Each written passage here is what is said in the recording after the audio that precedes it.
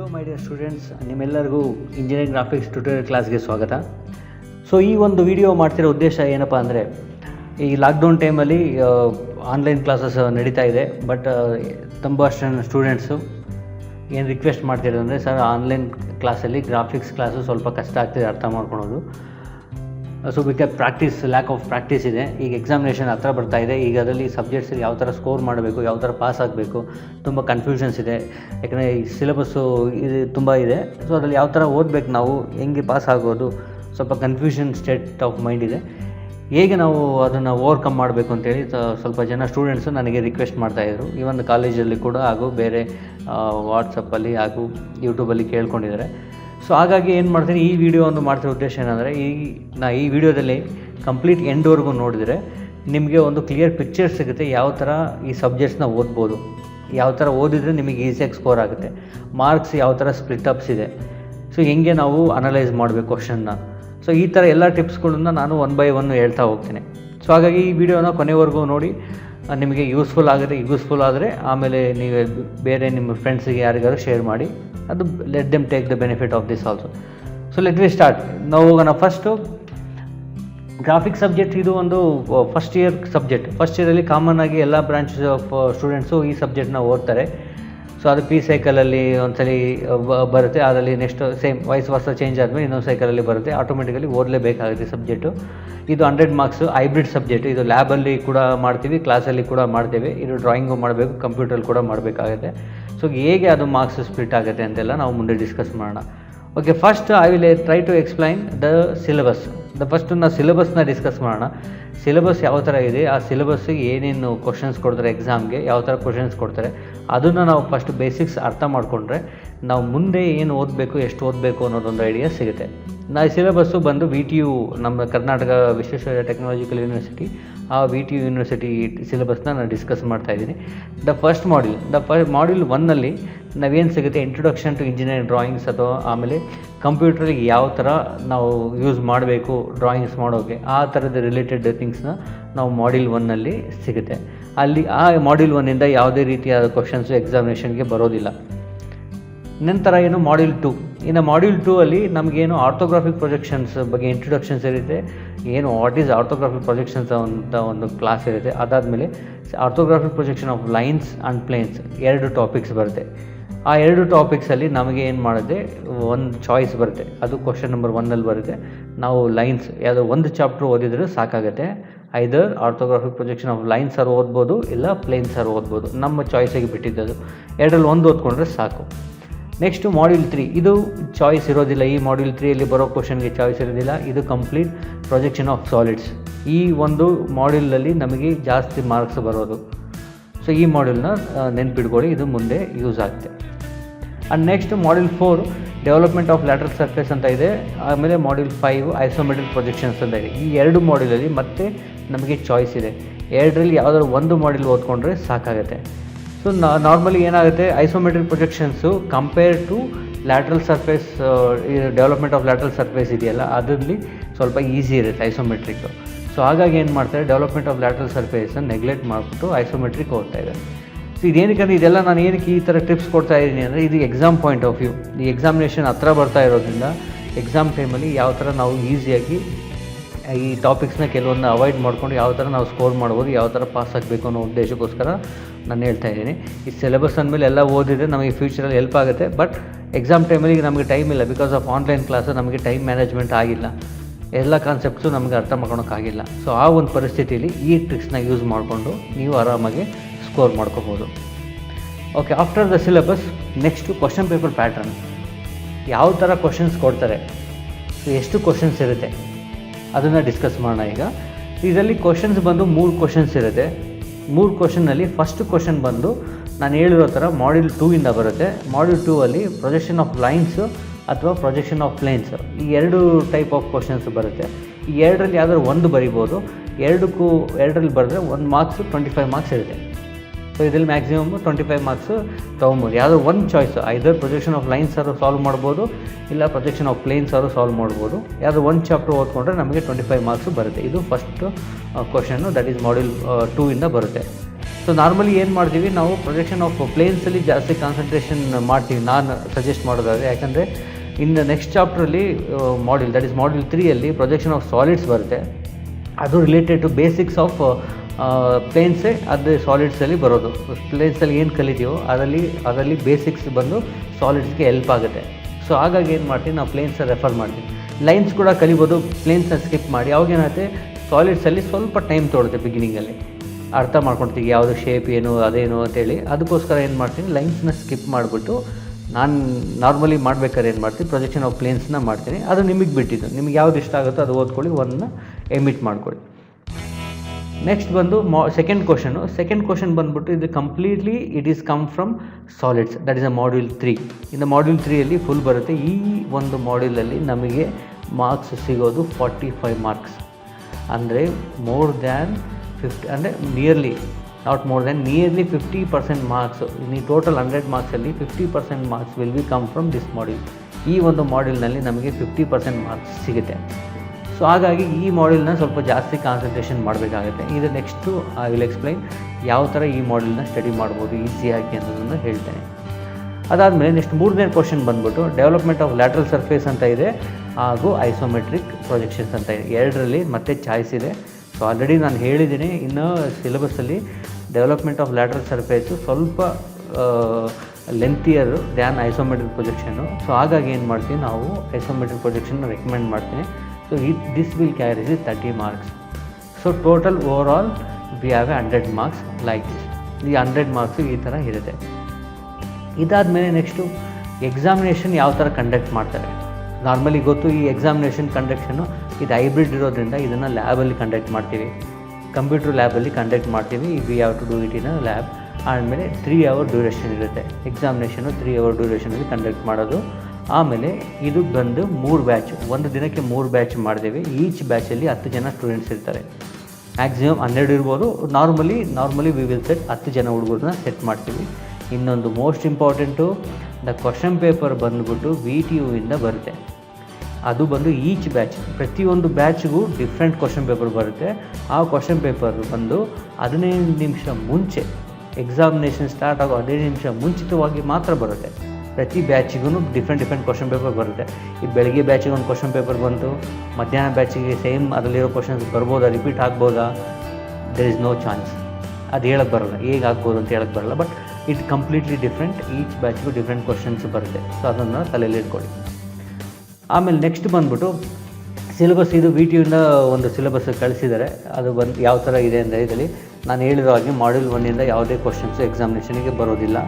ಆಮೇಲೆ question paper ಬಂದ್ಬಿಟ್ಟು different, VTU ಇಂದ ಆನ್ಲೈನಲ್ಲಿ ಬರುತ್ತೆ. 50 ಎಕ್ಸಾಮಿನೇಷನ್ ಕಮೆನ್ಸ್ಮೆಂಟ್ ಆಗೋಕ್ಕಿಂತ ಮುಂಚೆ ಇದು ಬರುತ್ತೆ, 15 ನಿಮಿಷದ ಒಳಗಡೆ ಬರುತ್ತೆ. ಆಮೇಲೆ ಇದರಲ್ಲಿ ಮ್ಯಾಕ್ಸಿಮಮ್ 3 ಕ್ವಶನ್ಸು, ನಾನು ಅಲ್ಲಿ ಹೇಳಿರೋ ಡಿಸ್ಕಸ್ ಮಾಡಿರೋ ಕ್ವಶನ್ ಪೇಪರ್ ಪ್ಯಾಟರ್ನಲ್ಲಿ ಇದರಲ್ಲಿ 3 ಕ್ವಶನ್ಸು ಬರುತ್ತೆ.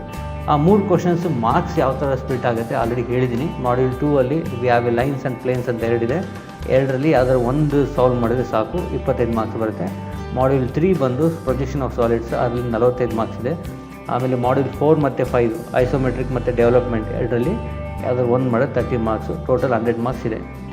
ಆಮೇಲೆ ನೆಕ್ಸ್ಟ್ ಇದು ನಾನು ಹೇಳಿರೋ ಹಾಗೆ ಇದು ಹೈಬ್ರಿಡ್ ಸಬ್ಜೆಕ್ಟ್ ಇರೋದ್ರಿಂದ ನಾವು ಸ್ಕೆಚ್ ಬುಕ್ಕಲ್ಲೂ ಬರೀಬೇಕು. That is drawing, manually we have to draw the sketch. ನಾವು ಕೈಯಲ್ಲಿ ಡ್ರಾಯಿಂಗ್ಸ್ನ ಬರೀಬೇಕು. ಜೊತೆಗೆ ಕಂಪ್ಯೂಟ್ರಲ್ಲಿ ಕೂಡ ಡ್ರಾಯಿಂಗ್ ಮಾಡಿ ಪ್ರಿಂಟೌಟ್ ತೆಗಿಬೇಕು.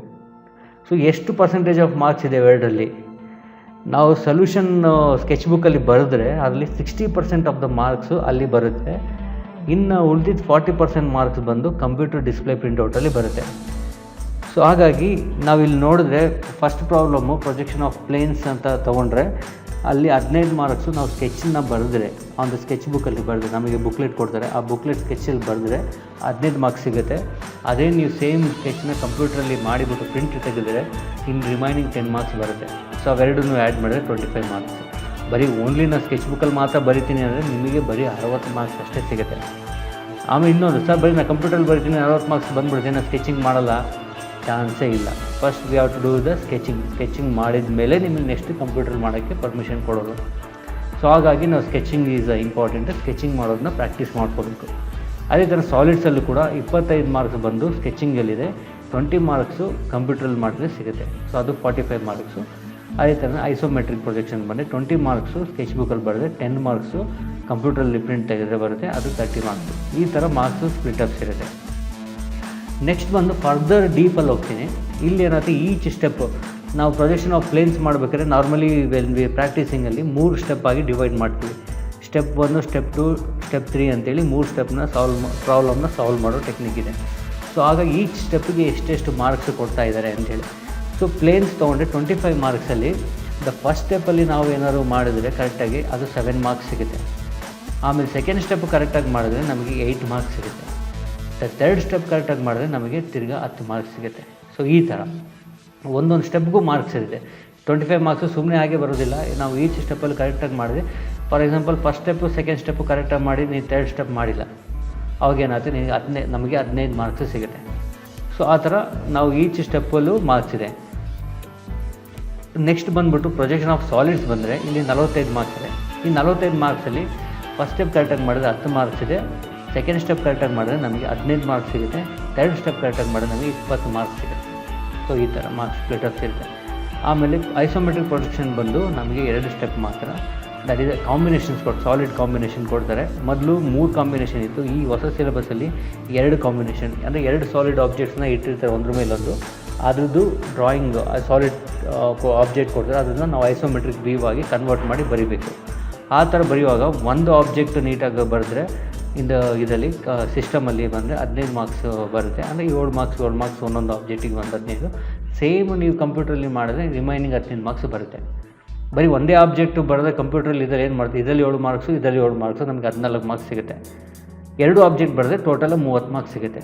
ಸೊ ಆ ಥರ ಟೋಟಲ್ ಮಾರ್ಕ್ಸ್ 100 ಮಾರ್ಕ್ಸ್ ಇರೋದು. ನಾವು ಫಸ್ಟ್ ಸ್ಟೆಪ್ಪು ಎಲ್ಲ ಪ್ರಾಬ್ಲಮು ಫಸ್ಟ್ ಸ್ಟೆಪ್ಪು ಕರೆಕ್ಟಾಗಿ ಮಾಡಿದ್ರೆ ನಮಗೆ ಸಿಗೋ ಮಾರ್ಕ್ಸ್ ಬಂದು 32. ನಾನು ಬರೀ ಫಸ್ಟ್ ಸ್ಟೆಪ್ ಮಾತ್ರ ಬರೆದ್ಬಿಟ್ಟು ಪಾಸ್ ಆಗ್ತಿದೆ ಅಂದರೆ ಆಗೋದಿಲ್ಲ. ನಾವು ಸೆಕೆಂಡ್ ಸ್ಟೆಪ್ಪು ಟಚ್ ಮಾಡಲೇಬೇಕು, ಬರಲೇಬೇಕು. ಸೆಕೆಂಡ್ ಸ್ಟೆಪ್ಪು ಕರೆಕ್ಟಾಗಿ ಮಾಡಿದ್ರೆ ನಮಗೆ 38 ಮಾರ್ಕ್ಸ್ ಸಿಗುತ್ತೆ. ಸೊ ಅಲ್ಲಿಗೆ ಓವರಾಲ್ ನಮಗೆ 2 ಸ್ಟೆಪ್ಪು ಕರೆಕ್ಟಾಗಿ ಮಾಡಿದ್ರೆ 70 ಮಾರ್ಕ್ಸ್ ಸಿಕ್ಕೋದಿಲ್ಲ. ಲಾಸ್ಟ್ ಸ್ಟೆಪ್ ಮಾಡಿದ್ರೆ ರಿಮೈನಿಂಗ್ 30 ಮಾರ್ಕ್ಸ್ ಸಿಗುತ್ತೆ. ಅಲ್ಲಿ ನಮಗೆ 100 ಮಾರ್ಕ್ಸ್ ಸಿಗೋ ಥರ ಆಗುತ್ತೆ. ಇಲ್ಲಿ ಏನಪ್ಪ ನಾವು ಒಂದು ಮುತುವರ್ಜಿ ವಹಿಸಬೇಕು ಇಲ್ಲಿ ಅಂದರೆ, ಈ ಫಸ್ಟ್ ಸ್ಟೆಪ್ಪಲ್ಲಿ ನಾವು ಹೇಳ್ಬೋದು ಫಸ್ಟ್ ಸ್ಟೆಪ್ಪಲ್ಲಿ ಮಾರ್ಕ್ಸ್ ಕಮ್ಮಿ, ಥರ್ಡ್ ಸ್ಟೆಪ್ಪಿಗೆ ಕಂಪೇರ್ ಮಾಡಿದ್ರೆ ಸೆಕೆಂಡ್ ಸ್ಟೆಪ್ಪಿಗೆ ಕಂಪೇರ್ ಮಾಡಿದ್ರೆ ಫಸ್ಟ್ ಸ್ಟೆಪ್ಪಲ್ಲಿ ಸ್ವಲ್ಪ ಮಾರ್ಕ್ಸ್ ಕಮ್ಮಿ ಇದೆ, ಏನಪ್ಪ ಇದರಲ್ಲಿ ಮಹತ್ವ ಅಂದಿಲ್ಲ. ನಾವು first step is the most important. ನಾವು ಫಸ್ಟ್ ಸ್ಟೆಪ್ಪು ಕರೆಕ್ಟಾಗಿ ಮಾಡಿದ್ರೇ ನೆಕ್ಸ್ಟು ಮಾರ್ಕ್ಸ್ ಸಿಗೋದು. ಇಲ್ಲಿ ಏನಾದ್ರು ಮಿಸ್ಟೇಕ್ ಮಾಡಿ, ಒಂದು ಸಣ್ಣ ಮಿಸ್ಟೇಕ್ ಮಾಡಿ ಯಾವುದಾದ್ರು ಒಂದು ರಾಂಗ್ ಮಾಡಿಬಿಟ್ರೆ ನಿಮಗೆ ಉಳಿದಿದ್ದು 2 ಸ್ಟೆಪ್ಪಿಂದ ಮಾರ್ಕ್ಸು ಸಿಗೋದಿಲ್ಲ, ಏನೇ ಬರೆದ್ರೂ ಕೂಡ ಸಿಗೋದಿಲ್ಲ. ಅದು ಏನೇನು ಮಿಸ್ಟೇಕ್ಸ್ ಮಾಡ್ತೀರಾ, ಏನು ಮಿಸ್ಟೇಕ್ಸ್ ಮಾಡಬಾರ್ದು ಅನ್ನೋದನ್ನು ನೆಕ್ಸ್ಟ್ ಸ್ಲೈಡಲ್ಲಿ ಎಕ್ಸ್ಪ್ಲೇನ್ ಮಾಡ್ತೀನಿ. ಸೊ ಹಾಗಾಗಿ ಫಸ್ಟ್ ಸ್ಟೆಪ್ಪು ಸಾಲ್ವ್ ಮಾಡಬೇಕಾದ್ರೆ, ಫಸ್ಟ್ ಕ್ವಶನ್ನ ಓದ್ಬಿಟ್ಟು ಅರ್ಥ ಮಾಡ್ಕೊಬೇಕಾದ್ರೆ ನಾವು ಟೈಮ್ ಒಂದು 5 ನಿಮಿಷ ಹೆಚ್ಚು ಕಮ್ಮಿ ಆದರೂ ಪರವಾಗಿಲ್ಲ, ನೀಟಾಗಿ ಕ್ವಶನ್ಸ್ ಓದಿ ಏನು ಡಾಟಾ ಕೊಟ್ಟಿದ್ದಾನೆ ಅನ್ನೋದನ್ನು ತಿಳ್ಕೊಂಡು ಮಾಡಬೇಕು. ಸೊ ಈ ಥರ ಒಂದು ಕ್ವಶನ್ಸ್ನ ಅನಲೈಸ್ ಮಾಡ್ಕೊಂಡು ಮಾಡಿದರೆ ನಾವು ಈಸಿಯಾಗಿ ಮಾರ್ಕ್ಸ್ ಸಿಗುತ್ತೆ.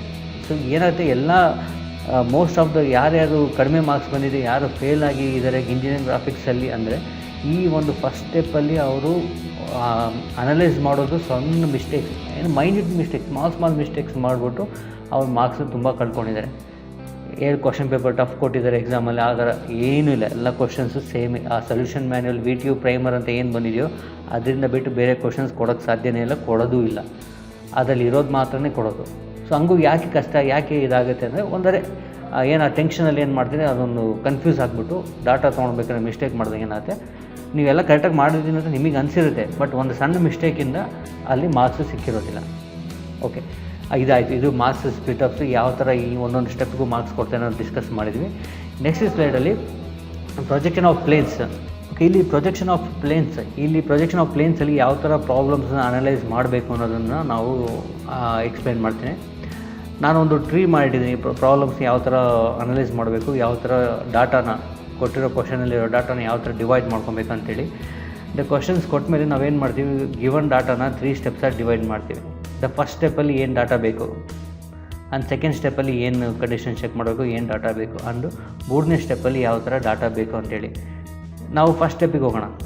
ಫಸ್ಟ್ ಸ್ಟೆಪ್ಪಲ್ಲಿ ಏನು ಮಾಡ್ತೀವಿ, these are the ಡಾಟಾಸ್ we need. ಇದನ್ನು ನೋಡಬೇಕು. ರೆಸ್ಟಿಂಗ್ ಕಂಡೀಷನ್ ಅಂದರೆ ಯಾವುದು ಪ್ಲೇನಲ್ಲಿ ರೆಸ್ಟ್ ಆಗಿದೆ, ಇದು ಹಾರಿಜಾಂಟಲ್ ಪ್ಲೇನಲ್ಲಿ ರೆಸ್ಟ್ ಆಗಿದೆಯೋ ಅಥವಾ ವರ್ಟಿಕಲ್ ಪ್ಲೇನಲ್ಲಿ ರೆಸ್ಟ್ ಆಗಿದೆಯೋ ಅನ್ನೋದನ್ನು ಇಂಪಾರ್ಟೆಂಟಾಗಿ ನಾನು ನೋಡ್ತೀವಿ.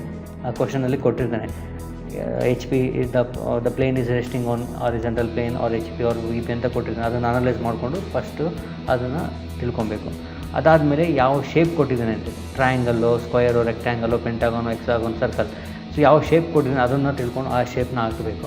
ಆಮೇಲೆ ನೆಕ್ಸ್ಟು ರೆಸ್ಟಿಂಗ್ ಕಂಡೀಷನ್ ಏನಂದರೆ ಕಾರ್ನರ್ ಕಂಡೀಷನ್ ಮತ್ತು ಎಡ್ಜ್ ಕಂಡೀಷನ್ ಅಂತ ಒಂದು, ಎಡ್ಜ್ ಆರ್ ಸೈಡ್ ಕಂಡೀಷನ್.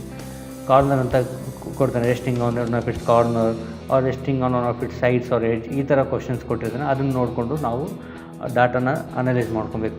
ಈ ಫಸ್ಟ್ ಸ್ಟೆಪ್ಪಲ್ಲಿ ಈ ಥರ ಡಾಟಾನ ಅನಲೈಸ್ ಮಾಡ್ಕೊಂಡ್ರೆ ನಮಗೆ ಆಲ್ಮೋಸ್ಟ್ ಪ್ರಾಬ್ಲಮ್ಮು ಮುಗಿದಂಗೆ. ಯಾಕಂದರೆ ಈ ಒಂದು ಫಸ್ಟ್ ಕಂಡೀಷನ್ನು ಮಿಸ್ಟೇಕ್ ಎಲ್ಲೆಲ್ಲಿ ಮಿಸ್ಟೇಕ್ ಆಗುತ್ತೆ ಅಂತ ಇಲ್ಲಿ ಹೇಳ್ದಂಗೆ ಕೇಳಿ. ಫಸ್ಟ್ ರೆಸ್ಟಿಂಗ್ ಪ್ಲೇನಲ್ಲಿ ನಾವೇನು ಮಾಡ್ತೀವಿ, V P resting on V P ಅಂತ ಕೊಟ್ಟಿರ್ತಾನೆ. ಬೈ ಮಿಸ್ಟೇಕ್ ಏನೋ ಟೆನ್ಷನಲ್ಲಿ ಏನು ಮಾಡ್ತೀವಿ, ಎಚ್ ಪಿಲ್ ಮಾಡಿಬಿಡ್ತೀವಿ. ಎಷ್ಟೋ ಕೇಸಸ್ ನೋಡಿದ್ವಿ ಎಕ್ಸಾಮಿನೇಷನ್ ಮಾಡಬೇಕಾದ್ರೆ, ಪಾಪ ಎಲ್ಲ ಕರೆಕ್ಟಾಗಿ ಮಾಡಿರ್ತಾರೆ, ಬಟ್ ಏನಂದರೆ ಎಚ್ ಪಿಲ್ ಮಾಡೋ ಪ್ರಾಬ್ಲಮ್ಸ್ನ ವಿ ಪಿಲ್ ಮಾಡಿರ್ತಾರೆ, ವಿ ಪಿಲ್ ಮಾಡೋ ಪ್ರಾಬ್ಲಮ್ಸ್ನ ಎಚ್ ಪಿಲ್ ಮಾಡಿರ್ತಾರೆ. ಅವಾಗೇನಾಗುತ್ತೆ, ಅದು ಕಂಪ್ಲೀಟ್ಲಿ ರಾಂಗ್. ಅವ್ರಿಗೇನಿಸುತ್ತೆ ನಾವು ಬರೆದಿದ್ದೀನಿ ಮಾರ್ಕ್ಸ್ ಕೊಟ್ಟಿಲ್ಲ ಅಂತ ಒಂದು ಫೀಲಿಂಗ್ ಬರುತ್ತೆ, ಬಟ್ ಅದು ನೋಡಿದರೆ ಅದು 0 ಮಾರ್ಕ್ಸ್. ಸೊ ಆ ಥರ ಒಂದು ಸಣ್ಣ ಮಿಸ್ಟೇಕ್ಸ್ ಆಗಿರುತ್ತೆ. ಆ್ಯಂಡ್ ಇದು ರೇರ್ ಕೇಸು. ಏನಾಗುತ್ತೆ, ಟ್ರಯಾಂಗಲ್ ಅಂತ ಕೊಟ್ಟಿರ್ತಾರೆ, ಏನೋ ಅವ್ರ ಮನಸ್ಸಲ್ಲಿ ಏನಿರುತ್ತೆ, ಹುಡುಗರು ಒಂದು ಸ್ವಲ್ಪ ಮಿಸ್ಟೇಕ್ ಆಗಿಬಿಟ್ಟು ಅದನ್ನು ರೆಕ್ಟ್ಯಾಂಗಲ್ ಅಂತ ಮಾಡಿಬಿಡ್ತಾರೆ, ಪೆಂಟಾಗೋನ್ನ ಎಕ್ಸಾಗೋನ್ ಮಾಡ್ಕೊಂಡ್ಬಿಡ್ತಾರೆ. ಅದು ಒಂದು ರೇರ್ ಕೇಸ್ ಇದು ಮಿಸ್ಟೇಕ್ಸ್ ಆಗೋದು, ಬಟ್ ಅದು ಒಂದು ಸ್ವಲ್ಪ ಕಾನ್ಸಂಟ್ರೇಷನ್ ಕೊಡಬೇಕು. ಎಲ್ಲರೂ ಹಂಗೆ ಮಾಡೋದಿಲ್ಲ, ಎಲ್ಲೋ ಒಂದೋ ಎರಡೋ, ಒಂದು ಬ್ಯಾಚಿಗೆ ಒಂದೋ ಎರಡು, ಮೀನ್ಸ್ ಟೋಟಲ್ ಓವರಾಲ್ ಒಂದು ಸೆಕ್ಷನ್ಗೆ ಒಂದೋ ಎರಡು ಹಂಗೆ ಮಾಡ್ತಾರೆ. ಸೊ ಅದನ್ನು ಅವಾಯ್ಡ್ ಮಾಡ್ಕೊಳ್ಳಿ. ನೆಕ್ಸ್ಟ್ ಆಮೇಲೆ ರೆಸ್ಟಿಂಗ್ ಕಂಡೀಷನ್, ಕಾರ್ನರ್ ಮತ್ತು ಎಡ್ಜ್ ಕ್ಲಿಯರಾಗಿ ನೋಡಬೇಕು. ಏನು ಕೊಟ್ಟಿದ್ದಾರೆ, ಕಾರ್ನರ್ ರೆಸ್ಟಿಂಗ್ ಅಂದರೆ ಕಾರ್ನರ್ ಪ್ಲೇಸ್ ಮಾಡಬೇಕು, ಎಡ್ಜ್ ಅಂದರೆ ಎಡ್ಜ್ ಪ್ಲೇಸ್ ಮಾಡಬೇಕು. ಇದನ್ನು ಕ್ಲಿಯರಾಗಿ ನೋಡಿಕೊಂಡ್ರೆ ಈ ಫಸ್ಟ್ ಸ್ಟೆಪ್ಪಲ್ಲಿ ಯಾವ ಥರ ಡಾಟಾ ಅನಲೈಸ್ ಮಾಡಬೇಕು ಅಂತ ಗೊತ್ತಾದರೆ ಆಲ್ಮೋಸ್ಟ್ ನೀವು ಅರ್ಧ ಪ್ರಾಬ್ಲಮ್ ಮುಗಿಸ್ದಂಗೆ. ನೆಕ್ಸ್ಟ್ ರಿಮೈನಿಂಗು ಅದು ಈಸಿ, ಸೆಕೆಂಡ್ ಸ್ಟೆಪ್ಪು ಈಸಿಯಾಗಿ ಹೊರಟೋಗ್ಬಿಡುತ್ತೆ. ಸೆಕೆಂಡ್ ಸ್ಟೆಪ್ಪಲ್ಲಿ ಏನು ನೋಡ್ತೀವಿ ಅಂದರೆ ಸರ್ಫೇಸ್ ಇನ್ಕ್ಲಿನೇಷನ್. ಇನ್ನು ಪ್ರೊಜೆಕ್ಷನ್ ಆಫ್ ಪ್ಲೇನ್ಸಲ್ಲಿ ಏನು ಮಾಡ್ತೀವಿ, almost 60% of the problem, 60 to 70% of the problem ಏನಾಗುತ್ತೆ, ಸರ್ಫೇಸ್ ಇನ್ಕ್ಲಿನೇಷನ್ ಅಥವಾ ಲ್ಯಾಮಿನಾ ಇನ್ಕ್ಲಿನೇಷನ್ ಅಂತ ಕೊಡ್ತಾನೆ. ಸೊ ಅವಾಗ ಏನು ಮಾಡ್ತೀವಿ, ಅದು ಇನ್ಕ್ಲೈನ್ ಟು ಎಚ್ ಪಿ ಅಂದರೆ ಎಚ್ ಪಿಲ್ ಇನ್ಕ್ಲಿನೇಷನ್ನ ವಿ ಪಿಲ್ ತೋರಿಸ್ತೀವಿ, ಇನ್ಕ್ಲೈನ್ ಟು ವಿ ಪಿ ಅಂದರೆ ಅದನ್ನು ಎಚ್ ಪಿಲ್ ತೋರಿಸ್ತೀವಿ. ಅದು ಗೊತ್ತು, ಫ್ಲೋ ಒಂದು ಬರುತ್ತೆ ಯಾವ ಥರ ಮಾಡಬೇಕು ಅಂತ. ಪ್ರಾಬ್ಲಮ್ಸ್ ಆಲ್ರೆಡಿ ಎಕ್ಸ್ಪ್ಲೇನ್ ಮಾಡಿದ್ದೀವಿ, ಡಿಸ್ಕ್ರಿಪ್ಷನಲ್ಲೂ ಕೊಟ್ಟಿರ್ತೀನಿ, ಯಾವ ಥರ ಸಾಲ್ವ್ಡ್ ಪ್ರಾಬ್ಲಮ್ಸ್ನ ಲಿಂಕ್ ಕೊಟ್ಟಿದ್ದೀನಿ, ಅಲ್ಲಿ ನೋಡಿಕೊಂಡ್ರೆ ನಿಮ್ಗೆ ಐಡಿಯಾ ಸಿಗುತ್ತೆ. ಸೊ ಅದಾದಮೇಲೆ ಅಲ್ಲಿ ಆ ಸ್ಟೆಪ್ಪಲ್ಲಿ ಆಲ್ಮೋಸ್ಟ್ ಸರ್ಫೇಸ್ ಇನ್ಕ್ಲಿನೇಷನ್ ಬರುತ್ತೆ. ನೆಕ್ಸ್ಟ್ ಅದು ಬಿಟ್ಟು ಒಂದು 2-3 ಕಂಡೀಷನ್ಸ್ ಇದೆ. ಅಂದರೆ ನಾವು ಫ್ರಂಟ್ ವ್ಯೂವಲ್ಲಿ ಆಬ್ಜೆಕ್ಟ್ ಈ ಥರ ಕಾಣಿಸುತ್ತೆ, ಫ್ರಂಟ್ ವ್ಯೂವಲ್ಲಿ it is in square, top ವ್ಯೂವಲ್ಲಿ ಇದು ಸ್ಕ್ವಯರ್ ಅಂತ ಕಾಣುತ್ತೆ. ಆ ಕಂಡೀಷನಲ್ಲಿ ಏನು ಮಾಡ್ತಾನೆ, ಇನ್ಕ್ಲಿನೇಷನ್ ಕೊಟ್ಟಿರೋದಿಲ್ಲ, ಅಲ್ಲೇನು ಡೈರೆಕ್ಟಾಗಿ ನಾವು ಒಂದು ಶೇಪ್ ಹಾಕ್ಬಿಟ್ಟು ಆಮೇಲೆ ಇನ್ಕ್ಲಿನೇಷನ್ನ ಕಂಡುಹಿಡಿಬೇಕು. ಸೊ ಆ ಥರ ರಿವರ್ಸ್ ಒಂದು ಪ್ರಾಬ್ಲಮ್ಸ್ ಇದೆ. ಇದು ಸೆಕೆಂಡ್ ಸ್ಟೆಪ್ಪಲ್ಲಿ ಬರೋ ಕಂಡೀಷನ್ಸು. ಆಮೇಲೆ ಥರ್ಡ್ ಸ್ಟೆಪ್ಪಲ್ಲಿ ಏನು ಬರುತ್ತೆ ಅಂದರೆ ರೆಸ್ಟಿಂಗ್ ಎಡ್ಜ್ ಇಸ್ ಇನ್ಕ್ಲಿನೇಷನ್. ಅಂದರೆ ಟ್ರಯಾಂಗಲ್ ಬಂದ್ಬಿಟ್ಟು ಒಂದು ಎಡ್ಜಲ್ಲಿ ರೆಸ್ಟ್ ಆಗಿದೆ, ಆ ಎಡ್ಜ್ ಬಂದ್ಬಿಟ್ಟು ವಿ ಪಿಗೆ ಇನ್ಕ್ಲೈನ್ಡ್ ಆಗಿದೆ, ಅಥವಾ ಆ ಎಡ್ಜ್ ಬಂದ್ಬಿಟ್ಟು ಎಚ್ ಪಿಗೆ ಇನ್ಕ್ಲೈನ್ಡ್ ಆಗಿದೆ ಅಂತೇಳಿ ರೆಸ್ಟಿಂಗ್ ಕಂಡೀಷನ್ಸ್ನ ಕೊಡ್ತಾನೆ. ಅಥವಾ ಕಾರ್ನರ್ ರೆಸ್ಟ್ ಆಗಿದೆ ಒಂದು ಆಬ್ಜೆಕ್ಟ್ ಬಂದು, ಅದು ಅಪೋಸಿಟ್ ಎಡ್ಜ್ ಬಂದು ವಿ ಪಿಗೆ ಇನ್ಕ್ಲೈನ್ಡ್ ಆಗಿದೆ, ಅಥವಾ ಆ ರೆಸ್ಟಿಂಗ್ ಕಾರ್ನರ್ ಅಪೋಸಿಟ್ ಎಡ್ಜ್ ಬಂದು ಎಚ್ ಪಿಗೆ ಇನ್ಕ್ಲೈನ್ಡ್ ಆಗಿದೆ ಅನ್ನೋ ಒಂದು 2 ಕೇಸಸ್ ಬರುತ್ತೆ. ಅದು ಎಡ್ಜ್ ಇನ್ಕ್ಲಿನೇಷನ್ ಅಂತ ಕರಿತೀವಿ. ಅಲ್ಲಿ ಆ ಥರ ಪ್ರಾಬ್ಲಮ್ ಬರುತ್ತೆ, ಅದು ನೋಡಿಕೊಂಡು ಆ ಎಡ್ಜ್ ಮಾತ್ರ ಪ್ಲೇಸ್ ಮಾಡಬೇಕು. ಅದು ಬಿಟ್ಟು ನೆಕ್ಸ್ಟ್ ಏನು ಬರುತ್ತೆ, median, bisector or diagonal inclination ಅಂತ ಒಂದು ಬರುತ್ತೆ.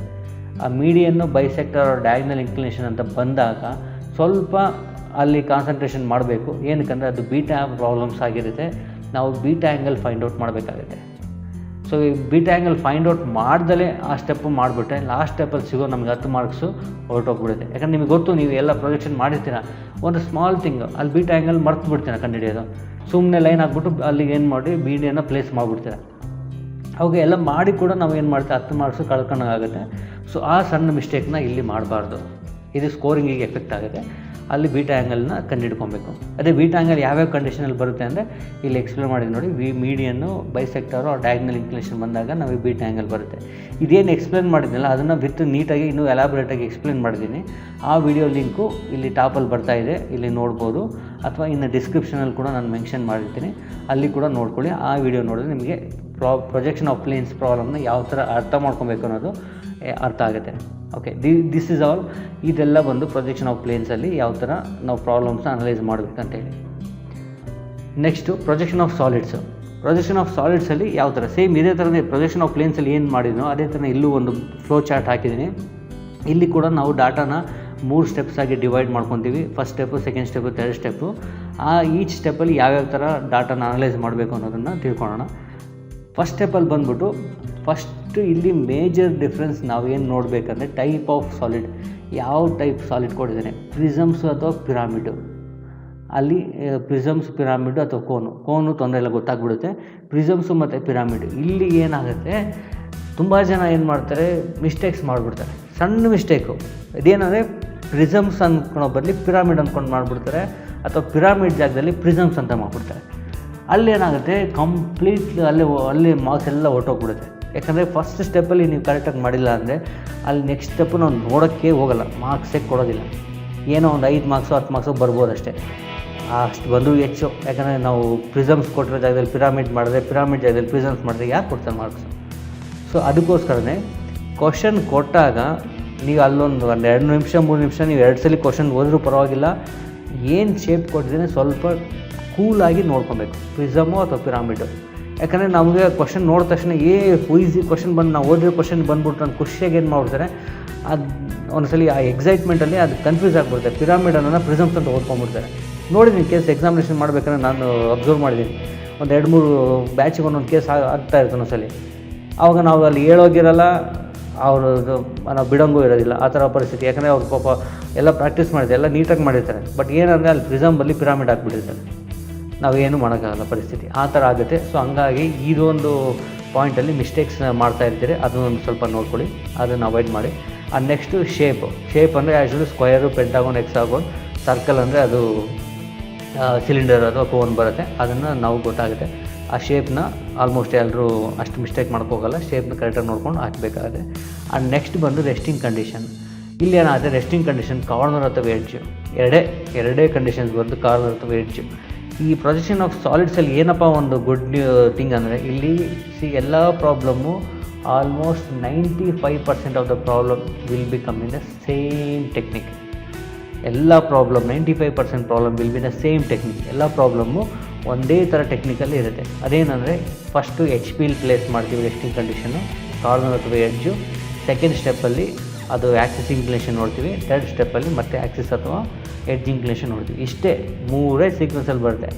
ಸೊ ಹಾಗಾಗಿ ಇದರಲ್ಲಿ ನಮ್ಗೆ ಅಷ್ಟು ಕನ್ಫ್ಯೂಷನ್ಸ್ ಇರೋದಿಲ್ಲ. ನೀಟಾಗಿ ಮಾಡಿಬಿಟ್ರೆ ನಮಗೆ ಆಟೋಮೆಟಿಕಲಿ 45 ಮಾರ್ಕ್ಸ್ ಈಸಿಯಾಗೆ ಸಿಗುತ್ತೆ. ಸೊ ಇಲ್ಲಿ ಏನಂದರೆ ನಾವು ಸಿಲ್ಲಿ ಮಿಸ್ಟೇಕ್ಸ್ ಅವಾಯ್ಡ್ ಮಾಡಬೇಕು. ಸಿಲ್ಲಿ ಮಿಸ್ಟೇಕ್ಸ್ ಅಂದರೆ ಅದೇ ಹೇಳಿದ ನಂತರ ಆ ಥರ ಪ್ರಿಸಮ್ಸ್ ಬಲ್ಲಿ ಪಿರಾಮಿಡು ಅಥವಾ ಪಿರಾಮಿಡ್ ಬಲ್ಲಿ ಪ್ರಿಸಮ್ಸು, ಈ ಥರ ಸಣ್ಣ ಮಿಸ್ಟೇಕ್ಸ್ನ ಅವಾಯ್ಡ್ ಮಾಡ್ಕೊಬೇಕು. ಇದು ಫಸ್ಟ್ ಸ್ಟೆಪ್ ಡಾಟಾ ನಾವು ಈ ಥರ ನೋಡ್ಕೊಬೇಕು. ನೆಕ್ಸ್ಟ್ ಸೆಕೆಂಡ್ ಸ್ಟೆಪ್ಪಿಗೆ ಬಂದರೆ, ಸೆಕೆಂಡ್ ಸ್ಟೆಪ್ಪಲ್ಲಿ ಅದೇ ಹೇಳಿದ್ನಲ್ಲ, ಅದರ 95% ಪ್ರಾಬ್ಲಮ್ಮು ಸೆಕೆಂಡ್ ಸ್ಟೆಪ್ ಆ್ಯಕ್ಸಿಸ್ ಇನ್ಕ್ಲಿನೇಷನ್ನೇ ಬರೋದು. ಆ್ಯಕ್ಸಿಸ್ ಇನ್ಕ್ಲೈನ್ ಟು HP, ಅದು HP VP ಕನ್ಫ್ಯೂಷನ್ ಇಲ್ಲ. ಸೆಕೆಂಡ್ ಸ್ಟೆಪ್ಪಲ್ಲಿ ಆ್ಯಕ್ಸಿಸ್ ಇನ್ಕ್ಲಿನೇಷನ್ HP ಓನ್ಲೆ. ಅದು ಆ್ಯಕ್ಸಿಸ್ ಇನ್ಕ್ಲಿನೇಷನ್ ಕೊಟ್ಟಿಲ್ಲ ಅಂದರೆ ಒಂದು 2-3 ಕೇಸ್ ಡಿಫ್ರೆಂಟ್ ಇದೆ. ಅದೇನಂದರೆ ಇನ್ನು ಪಿರಾಮಿಡ್ಸಲ್ಲಿ ಏನಾಗುತ್ತೆ, ರೆಸ್ಟಿಂಗ್ ಆನ್ ಸ್ಲ್ಯಾಂಟ್ ಎಡ್ಜ್ ಅಂತ ಒಂದು ಕಂಡೀಷನ್ ಬರುತ್ತೆ. Resting on slant edge, resting on slant face, triangular face, ಈ ಥರ 2 ಕೇಸಸ್ ಬರುತ್ತೆ. ಅಲ್ಲಿ ಏನಾಗುತ್ತೆ, ರೆಸ್ಟಿಂಗ್ ಆನ್ ಸ್ಲ್ಯಾಂಟ್ ಫೇಸ್ ಅಂತ ಕೊಟ್ಟಾಗ, ಟ್ರಯಾಂಗ್ಯುಲರ್ ಫೇಸ್ ಅಂತ ಕೊಟ್ಟಾಗ ನಾವು ಎಡ್ಜ್ ಕಂಡೀಷನ್ ತೊಗೊಬೇಕು ಫಸ್ಟ್ ಸ್ಟೆಪ್ಪಲ್ಲಿ. ಅದು ರೆಸ್ಟಿಂಗ್ ಆನ್ ಸ್ಲ್ಯಾಂಟ್ ಎಡ್ಜ್ ಅಂತ ಕೊಟ್ಟರೆ ನಾವು ಕಾರ್ನರ್ ಕಂಡೀಷನ್ ತೊಗೊಬೇಕು. ಸೊ ಇದು ಒಂದು ಡಿಫ್ರೆನ್ಸ್ ಬರುತ್ತೆ. ಅದು ಬಿಟ್ಟರೆ ಒಂದು ಟೆಟ್ರಾಹೆಡ್ರನ್, ಹೆಕ್ಸಾಹೆಡ್ರನ್ನು ಒಂದು ಕ್ಯೂಬ್ ಪ್ರಾಬ್ಲಮ್ ಇದೆ. ಆ ಪ್ರಾಬ್ಲಮಲ್ಲಿ ಡಿಫ್ರೆಂಟ್ ಕೇಸ್ ಇದೆ. ಅದು ಪ್ರಾಬ್ಲಮ್ ಸಾಲ್ವ್ ಮಾಡಿದ್ದೀನಿ, ಆ ಡಿಸ್ಕ್ರಿಪ್ಷನಲ್ಲಿ ನಿಮ್ಗೆ ಆ ಲಿಂಕಲ್ಲಿ ಸಿಗುತ್ತೆ, ಅಲ್ಲಿ ನೀವು ಪ್ರಾಬ್ಲಮ್ನ ನೋಡ್ಕೊಬೋದು. ಇದೇ ಸೆಕೆಂಡ್ ಸ್ಟೆಪ್. ಆಮೇಲೆ ಥರ್ಡ್ ಸ್ಟೆಪ್ಪಿಗೆ ಬಂದರೆ, ಇನ್ ದ ಥರ್ಡ್ ಸ್ಟೆಪ್ಪಲ್ಲಿ ಏನು ಮಾಡ್ತೀವಿ, VP ಇನ್ಕ್ಲಿನೇಷನ್ ಬರುತ್ತೆ.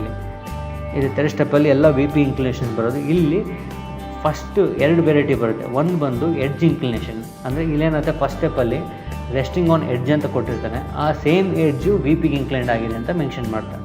ಸೊ ಹಾಗಾಗಿ ಮಾಡಿದಾಗ ಏನು ಮಾಡಬೇಕು, ನಾವು ಆ ಎಡ್ಜನ್ನು ತೊಗೊಂಡು VPಗೆ ಇನ್ಕ್ಲಿನೇಷನ್ ಮಾಡ್ತೀವಿ. ಅದು ಒಂದು ಕೇಸು. ನೆಕ್ಸ್ಟ್ ಅದು ಬಿಟ್ಟು ಬಂದು ಆ್ಯಕ್ಸಿಸ್ ಇನ್ಕ್ಲಿನೇಷನ್ ಅಂತ ಇನ್ನೊಂದು ಬರುತ್ತೆ. So axis incline to VP ಅಂತ ಬಂದಾಗ ಇಲ್ಲಿ ಮತ್ತೆ ತಿರ್ಗಾ ನಾವು 2 ವೆರೈಟಿ ಬರುತ್ತೆ. ಒಂದು ಕ್ವಶನಲ್ಲಿ ಏನು ಮಾಡ್ತಾರೆ, ಅಪಿಯರ್ಸ್ ಟು ಬಿ ಇನ್ಕ್ಲೈನ್ ಅಂತ ಡೈರೆಕ್ಟಾಗಿ ಒಂದೊಂದ್ಸಲಿ ಕ್ವಶನ್ಸ್ ಕೊಡ್ತಾರೆ. ಸಮ್ ಆಫ್ ದ ಕ್ವಶನ್ಸ್ ಇದೆ. Appears to be incline to VP ಅಂತ ಕೊಟ್ಟಾಗ ನಾವು ಬೀಟಾ ಆ್ಯಂಗಲ್ ಕಂಡುಹಿಡಿಯೋ ಅವಶ್ಯಕತೆ ಇರಲ್ಲ. ಈಗ ಅಪಿಯರ್ಸ್ ಟು ಬಿ ಅಂತ ಕೊಟ್ಟಿಲ್ಲ, ಸಿಂಪಲಾಗಿ ಏನು ಮಾಡ್ತಾರೆ, question axis is incline to HP and VP ಅಂತ ಮೆನ್ಷನ್ ಮಾಡ್ತಾರೆ. ಅಲ್ಲೆಲ್ಲೂ ಅಪಿಯರ್ಸ್ ಟು ಬಿ ಅಂತ ವರ್ಡ್ ಯೂಸ್ ಮಾಡಲ್ಲ. ಅಂಥ ಸಮಯದಲ್ಲಿ ಏನು ಮಾಡಬೇಕು, ನಾವು ಬೀಟಾ ಆ್ಯಂಗಲ್ ಫೈಂಡ್ ಔಟ್ ಮಾಡಬೇಕು. ಸೊ ಇದಷ್ಟೇ ಡಿಫ್ರೆನ್ಸು ಇನ್ ದ ಲಾಸ್ಟ್ ಸ್ಟೆಪ್ಪಲ್ಲಿ. ಇಷ್ಟೇ ಸಾಲಿಡ್ಸಲ್ಲಿ ಇಷ್ಟೇ ವೆರೈಟಿ, ಬೇರೆ ಯಾವ ಥರದ ವೆರೈಟಿ ಜಾಸ್ತಿ ಇರೋದಿಲ್ಲ. ಈ ವೆರೈಟೀಸ್ ಎಲ್ಲ ನೀಟಾಗಿ ನಾವು ಅರ್ಥ ಮಾಡಿಕೊಂಡ್ರೆ ನಾವು 45 ಮಾರ್ಕ್ಸ್ ಈಸಿಯಾಗಿ ಈ ಸಾಲಿಡ್ಸಲ್ಲಿ ತಗೋಬೋದು. ಈ ಸೇಮ್ ಎಕ್ಸ್ಪ್ಲೇಷನ್ನ ನಾವು ಇನ್ನೊಂದು ವಿಡಿಯೋ ಮಾಡಿದ್ದೀನಿ, ಆ ವಿಡಿಯೋ ಮೇಲ್ಗಡೆ ಡಿಸ್ಕ್ರಿಪ್ಷನಲ್ಲಿ ನೋಡಿ ಕಾಣಿಸ್ತಾ ಇದೆ, ಇದು ಕ್ಲಿಕ್ ಮಾಡಿ ನೋಡ್ಬೋದು ಅಥವಾ ಕೆಳಗಡೆ ಡಿಸ್ಕ್ರಿಪ್ಷನಲ್ಲಿ ಮೆನ್ಷನ್ ಮಾಡಿರ್ತೀನಿ, ಅಲ್ಲಿ ಕೂಡ ನೋಡ್ಕೊಬೋದು. ಸೊ ಇದೇ ಅಬೌಟು ಇದೆಲ್ಲ ಏನು ಪ್ರೊಜೆಕ್ಷನ್ ಆಫ್ ಸಾಲಿಡ್ಸ್ ಅಲ್ಲಿ ಬರುವಂಥ ಟಿಪ್ಸ್ಗಳು. Next isometric ಪ್ರೊಜೆಕ್ಷನ್ನು. ಇನ್ನು ಐಸೋಮೆಟ್ರಿಕ್ ಪ್ರೊಜೆಕ್ಷನು ಇದೊಂಥರ ನಾವು ಹೇಳ್ದಂಗೆ ಇದು ಒಂಥರ OSS ಇದ್ದಂಗೆ, ಮರಳುಗಾಡಲ್ಲಿ ನೀರು ಸಿಕ್ಬಿಟ್ರೆ ಎಷ್ಟು ಖುಷಿ ಆಗುತ್ತೋ ಆ ಥರ. ಈ ಐಸೋಮೆಟ್ರಿಕ್ ಪ್ರೊಜೆಕ್ಷನಲ್ಲಿ ನಮಗೆ ಈಸಿಯಾಗಿ ಪ್ರಾಬ್ಲಮ್ ಸಿಕ್ಬಿಟ್ಟು ಕ್ಲಿಕ್ ಆಗಿಬಿಟ್ರೆ ಆರಾಮಾಗಿ 30 ಮಾರ್ಕ್ಸ್ ಬರುತ್ತೆ. ಇದು ನೋಡಿ ಎಕ್ಸಾಂಪಲ್ ಕೊಡಿ ನೋಡಿ, ಈ ಥರ ಶೇಪ್ಸ್ಗಳು ಬಂದುಬಿಟ್ರೆ ಫಸ್ಟ್ ಸ್ಟೆಪ್ಪಲ್ಲಿ ಕ್ಯೂಬ್ ಮೇಲೆ ಸ್ಪಿಯರು, ಇಲ್ಲಿ ರೆಕ್ಟ್ಯಾಂಗಲ್ ಸ್ಲ್ಯಾಬ್ ಮೇಲೆ ಯಾವುದೋ ಒಂದು ಪ್ರಿಸಮ್ಸು, ಈ ಥರ ಪ್ರಾಬ್ಲಮ್ಸ್ಗಳು ಬಂದುಬಿಟ್ರೆ ಏನು 10 ನಿಮಿಷ 15 ನಿಮಿಷದಲ್ಲಿ 30 ಮಾರ್ಕ್ಸ್ ತಗೊಂಡ್ಬಿಡ್ಬೋದು ಅಂತ ಈಸಿ ಇರುತ್ತೆ. ಅದೇ ಥರನೇ ಕಷ್ಟದ ಪ್ರಾಬ್ಲಮ್ಮು ಇದೆ ಇದರಲ್ಲಿ. ಫ್ರಸ್ಟ್ರಮ್ ಅಂತ ಬರುತ್ತೆ. ಫ್ರಸ್ಟ್ರಮ್ ಅಂತ ಬಂದಾಗ 2 ಸಲ ನಾವು ಕನ್ಸ್ಟ್ರಕ್ಷನ್ ಮಾಡಬೇಕು, ಅದೆಲ್ಲ ಸ್ವಲ್ಪ ಲೆಂತಿ ಇದು. ಸೊ ಅದಕ್ಕೆ ಹೇಳಿ OSS ಇದ್ದಂಗೆ, ಸಿಕ್ಕರೆ ಪುಣ್ಯ, ಇಲ್ಲ ಅಂದರೆ ಅಷ್ಟೇ. ಸೊ ಹಂಗಾಗಿ ಅದೊಂಥರ ಲಕ್ ಬೈ ಚಾನ್ಸ್ ಇದ್ದಂಗೆ. ಬಟ್ ಅದು ಯಾವ ಥರ ನಾವು ಲಕ್ನ ಗೇನ್ ಮಾಡ್ಬೋದು ಅಂತ ನಾನು ಹೇಳ್ತೀನಿ. ಇಲ್ಲಿ ನೋಡ್ತಾ ಹೋಗಿ, ಇದರಲ್ಲಿ ಏನು ಮಾಡಬೇಕು ಅಂದರೆ ಫಸ್ಟು ನಾವು ಡಿಫ್ರೆಂಟ್ ಶೇಪ್ಸ್ನ ಐಸೋಮೆಟ್ರಿಕ್ ವ್ಯೂವಲ್ಲಿ ಯಾವ ಥರ ಬರೀಬೇಕು ಅಂತ ಪ್ರಾಕ್ಟೀಸ್ ಮಾಡ್ಕೊಬೇಕು. ಆ ಶೇಪ್ಸ್ ಏನೇನಪ್ಪ ಆ ಶೇಪ್ಸು ಅಂತ ಹೇಳಿದರೆ, ಫಸ್ಟ್ ಬಂದು ರೆಕ್ಟ್ಯಾಂಗಲ್ನ ಯಾವ ಥರ ನಾವು ಐಸೋಮೆಟ್ರಿಕ್ ವ್ಯೂವಲ್ಲಿ ಬರೀಬೇಕು, ರೆಕ್ಟ್ಯಾಂಗಲ್ ಸ್ಲ್ಯಾಬು. ಆಮೇಲೆ ಅದೇ ಥರ ಕ್ಯೂಬ್ನ ಯಾವ ಥರ ಬರೀಬೇಕು ಐಸೋಮೆಟ್ರಿಕ್ ವ್ಯೂವಲ್ಲಿ. ಅದೇ ನೆಕ್ಸ್ಟು ಸ್ಪಿಯರು ವೆರಿ ಸಿಂಪಲ್ಲು, ಒಂದು ಆ್ಯಕ್ಚುಯಲ್ ಡೈಮೆನ್ಷನಲ್ಲಿ ಸರ್ಕಲ್ ಹಾಕ್ಬಿಟ್ರೆ ಸಾಕು, ಅದೊಂದು ಸ್ಪಿಯರ್ ಬಂದೋಗುತ್ತೆ. ಆಮೇಲೆ ನೆಕ್ಸ್ಟ್ ಏನು ಮಾಡ್ತೀವಿ, ಸಿಲಿಂಡ್ರಿಕಲ್ ಸ್ಲ್ಯಾಬ್ ಯಾವ ಥರ ಹಾಕಬೇಕು ಐಸೋಮೆಟ್ರಿಕ್ ವ್ಯೂವಲ್ಲಿ ಅಂತ. ಆಮೇಲೆ ಕೋನು. ನೆಕ್ಸ್ಟು ಪ್ರಿಸಮ್ಸಲ್ಲಿ ಬಂದರೆ ಪೆಂಟಾಗೋನಲ್ ಪ್ರಿಸಮ್ಸು ಮತ್ತು ಎಕ್ಸಾಗೋನಲ್ ಪ್ರಿಸಮ್ಸು, ಈ 2 ಶೇಪ್ ಯಾವ ಥರ ಹಾಕಬೇಕು ಅಂತೇಳಿ. ಆಮೇಲೆ ಪಿರಾಮಿಡ್ಸಿಗೆ ಬಂದರೆ ಪೆಂಟಾಗೋನಲ್ ಪಿರಾಮಿಡ್ಸು ಮತ್ತು ಎಕ್ಸಾಗೋನಲ್ ಪಿರಾಮಿಡ್ಸು. ಇಷ್ಟೇ ಶೇಪ್ ಬರೋದು ಐಸೋಮೆಟ್ರಿಕಲ್ಲಿ. ಇಷ್ಟು ಶೇಪ್ನ ಯಾವ ಥರ ಹಾಕಬೇಕು ಐಸೋಮೆಟ್ರಿಕ್ ವ್ಯೂವಲ್ಲಿ ಅಂತ ಸ್ವಲ್ಪ ಪ್ರಾಕ್ಟೀಸ್ ಮಾಡ್ಕೊಂಬಿಟ್ರೆ ನೀವು ಆರಾಮಾಗಿ ಮಿನಿಮಮ್ 15 ಮಾರ್ಕ್ಸು ನೀವು ಗಿಟ್ಟಿಸ್ಕೊಬೋದು. ಯಾಕಂದರೆ ಇಲ್ಲೇನು ಮಾಡ್ತಾರೆ, ಕಾಂಬಿನೇಷನ್ಸ್ ಕೊಡ್ತಾರೆ. ಈಗ ಈ ಇರೋ ಆಬ್ಜೆಕ್ಟ್ಸ್ನೇ ಕಾಂಬಿನೇಷನ್ನು ಏನು ಮಾಡ್ತಾರೆ, ಸಿಲಿಂಡ್ರ್ ಮೇಲೆ ಕ್ಯೂಬ್ ಇಡ್ತಾರೆ, ಇಲ್ಲ ಸಿಲಿಂಡ್ರ್ ಮೇಲೆ ಪ್ರಿಸಮ್ ಇಡ್ತಾರೆ, ಸಿಲಿಂಡ್ರ್ ಮೇಲೆ ಸ್ಲ್ಯಾಬ್ ಇಡ್ತಾರೆ, ಸಿಲಿಂಡ್ರ್ ಮೇಲೆ ಸ್ಪಿಯರ್ ಇಡ್ತಾರೆ, ಅಥವಾ ಸಿಲಿಂಡ್ರ್ ಮೇಲೆ ಕೋನ್ ಇಡ್ತಾರೆ, ಇಲ್ಲ ಇಲ್ಲಿ ಸ್ಲ್ಯಾಬ್ ಮೇಲೆ ಕ್ಯೂಬ್ ಇಡ್ತಾರೆ. ಆ ಥರ ಇಷ್ಟೇ ಕಾಂಬಿನೇಷನ್ 2-3 ಆಬ್ಜೆಕ್ಟ್, ಅಂದರೆ ಮೊದಲು 3 ಆಬ್ಜೆಕ್ಟ್ ಇರ್ತಿತ್ತು. ಈಗೆಲ್ಲ ಏನು ಮಾಡಿ ಸಿಲೆಬಸ್ಸಲ್ಲಿ ಸಿಂಪ್ಲಿಫೈ ಮಾಡಿ ಬರೀ 2 ಆಬ್ಜೆಕ್ಟ್ ಮಾತ್ರ, 2 ಆಬ್ಜೆಕ್ಟ್ ಕಾಂಬಿನೇಷನ್ನ ಬರೀರಿ ಅಂತ ಹೇಳ್ತಾರೆ. ಸೊ ಹಂಗಾಗಿ ನಮಗೆ ನೀವು ಡ್ರಾಯಿಂಗ್ ಶೀಟಲ್ಲಿ 2 ಆಬ್ಜೆಕ್ಟ್, ಒಂದು ಆಬ್ಜೆಕ್ಟ್ ಮೇಲೆ ಇನ್ನೊಂದು ಆಬ್ಜೆಕ್ಟ್ ಬರೆಯೋದು ಕಷ್ಟ ಆದರೆ, ಒಂದೊಂದ್ಸಲಿ ಫ್ರಸ್ಟ್ರಮ್ ಎಲ್ಲ ಬಂದುಬಿಟ್ಟು ಸ್ವಲ್ಪ ಕಷ್ಟ ಆದರೆ, ಆ ಕೇಸಸಲ್ಲಿ ಏನು ಮಾಡ್ಬೋದು, ನೀವು ಸಪ್ರೇಟಾಗಿ ಬರೀಬೋದು. That is optional I am telling this. ಅಲ್ಲಿ ಏನು ಮಾಡೋದು, ನೀವು 2 ಆಬ್ಜೆಕ್ಟ್ನ ಪಕ್ಕದಲ್ಲಿ ಸಪ್ರೇಟಾಗಿ ಬರೆದ್ರೆ ನೀವು ಒಂದು 20 ಮಾರ್ಕ್ಸ್ ತೆಗೆಯುವಂಥ ಚಾನ್ಸಸ್ ಇರುತ್ತೆ. ಯಾಕೆಂದರೆ ನೀವು ಅಲ್ಲಿ 10 ಮಾರ್ಕ್ಸ್ ಗೊತ್ತಿಲ್ಲ ಅಂತ ಬಿಡೋ ಬರಲಿ ಆ ಶೇಪ್ನ ನೀಟಾಗಿ ಬರುತ್ತೆ. ಅದಕ್ಕೆ ನಾನು ಹೇಳ್ತಿರೋದು, ಬೇಸಿಕ್ ಈ ಶೇಪ್ನ ಯಾವ ಥರ ಹಾಕಬೇಕು ಅಂತ ಗೊತ್ತಾದರೆ ಡೈಮೆನ್ಷನ್ ಮಾತ್ರ ಚೇಂಜ್ ಇರುತ್ತೆ, ಶೇಪ್ ಸೇಮು. ಇಲ್ಲೇನಾಗುತ್ತೆ, ಲೆಂತ್ 100 ಬರಲಿ 50 ಇರುತ್ತೆ, ಇಲ್ಲ ಇದು 50 ಬರಲಿ 60, ಇಲ್ಲ 30, 20 ಅಷ್ಟೇ ಚೇಂಜಸ್ ಇರುತ್ತೆ ಅಷ್ಟೇ. ಯಾವ ಥರ ಹಾಕಬೇಕು ಅಂತ ಗೊತ್ತಾದರೆ ಆ ಕ್ವಶನ್ ನೋಡ್ಕೊಂಬಿಟ್ಟು draw the isometric view of a rectangular slab 100 × 20 × 30 ಅಂತ ಕೊಟ್ಟಿರ್ತಾರೆ. ಅದು ನಿಮ್ಗೆ ಗೊತ್ತು ಯಾವ ಥರ ಸ್ಲ್ಯಾಬ್ ಆಗಬೇಕು ಅಂತ ಹಾಕ್ಬಿಟ್ರೆ ನಿಮ್ಗೆ ಅಲ್ಲಿ 10 ಮಾರ್ಕ್ಸ್ ಬಂದೋಗುತ್ತೆ ಈಸಿಯಾಗಿ. ಆಮೇಲೆ ಅದೇ ಥರ ಇನ್ನೊಂದು ಆಬ್ಜೆಕ್ಟ್ ಹಾಕ್ಬಿಟ್ರೆ ಅಲ್ಲೊಂದು ಇನ್ನೊಂದು 10 ಮಾರ್ಕ್ಸ್ ಬಂದೋಗುತ್ತೆ, 20 ಮಾರ್ಕ್ಸ್ ಈಸಿ ಸಿಗುತ್ತೆ. ಕಾಂಬಿನೇಷನ್ ಮಾಡಿದ್ರೆ 10 ಮಾರ್ಕ್ಸು 30 ಮಾರ್ಕ್ಸ್ ಈಸಿ ಸಿಗುತ್ತೆ. ಕಂಪ್ಯೂಟ್ರಲ್ಲಿ ಅದನ್ನೇ ನೀಟಾಗಿ ತೆಗಿಬೋದು. ಸೊ ಆ ಥರ ಇದೊಂದು ಐಸೋಮೆಟ್ರಿಕ್ ಪ್ರೊಜೆಕ್ಷನ್ ಅನ್ನೋದು ಅದೇ ಹೇಳಿದ್ನಲ್ಲ OSS ಇದ್ದಂಗೆ, ಈಗ ಸಿಕ್ಬಿಟ್ರೆ ಪುಣ್ಯ, ಆ ಥರ ಈಸಿ ಇರುತ್ತೆ. ಇದನ್ನು ಪ್ರಾಕ್ಟೀಸ್ ಮಾಡ್ಕೊಂಡು ಮಾಡಿದ್ರೆ ನಿಮ್ಗೆ ಆರಾಮಾಗಿ ಇಲ್ಲೊಂದು ಮಿನಿಮಮ್ ಏನಿಲ್ಲ ಅಂದರೂ 20 ಮಾರ್ಕ್ಸ್ ತೊಗೊಂಬಿಡ್ಬೋದು. ಹೆಂಗೆ ಇದ್ರೂ ಕೂಡ 20 ಮಾರ್ಕ್ಸ್ ಈಸಿಯಾಗಿ ತೊಗೊಬೋದು. ಇನ್ನು 10 ಮಾರ್ಕ್ಸು ನಿಮ್ಮ ಪ್ರಾಕ್ಟೀಸ್ ಮೇಲೆ ಡಿಪೆಂಡು. ನೀವು ಪ್ರಾಕ್ಟೀಸ್ ಚೆನ್ನಾಗಿ ಮಾಡಿದ್ರೆ ಇನ್ನು ಉಳ್ಕಿದ 10 ಮಾರ್ಕ್ಸ್ ಕೂಡ ಬರುತ್ತೆ. ಸೊ ಆ ಥರ ಐಸೋಮೆಟ್ರಿಕ್ ಪ್ರೊಜೆಕ್ಷನ್. ಇದಾದಮೇಲೆ ನೆಕ್ಸ್ಟ್ ಫೈನಲಿ ಟೈಮ್ ಮ್ಯಾನೇಜ್ಮೆಂಟ್.